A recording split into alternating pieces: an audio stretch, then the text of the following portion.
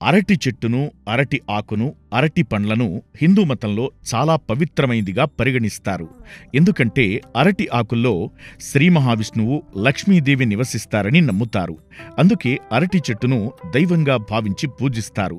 పూజలో లేదా పవిత్రమైన కార్యక్రమాలలో ఉపయోగిస్తారు. అరటి చెట్టు గురించి ఒక నమ్మకం ఉంది.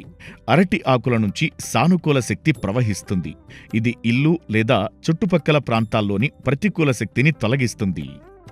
భారతదేశంలోని చాలా ప్రదేశాల్లో ప్రజలు అరటి ఆకుల్లో ఆహారం తింటారు. వివాహాది వంటి శుభ సందర్భాల్లో కూడా అరటి ఆకుల్లో అతిథులందరికీ ఆహారం వడ్డిస్తారు.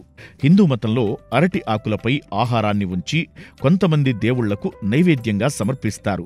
శ్రీ మహావిష్ణువు అరటి చెట్టులో స్వయంగా నివసిస్తాడని నమ్ముతారు. అందుకే అరటి ఆకుల్లో దేవుళ్లకు ఇష్టమైన ఆహారాన్ని శ్రీ మహావిష్ణువుకు నైవేద్యంగా సమర్పిస్తారు.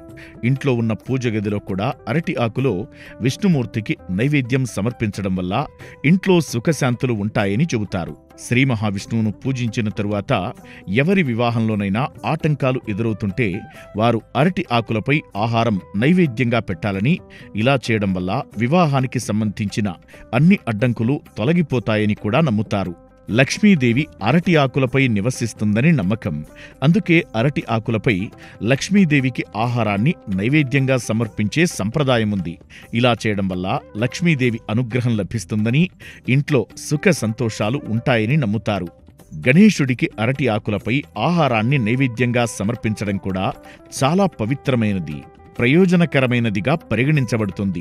నమ్మకాల ప్రకారం గణేశుడికి అరటిపండు అంటే చాలా ఇష్టం.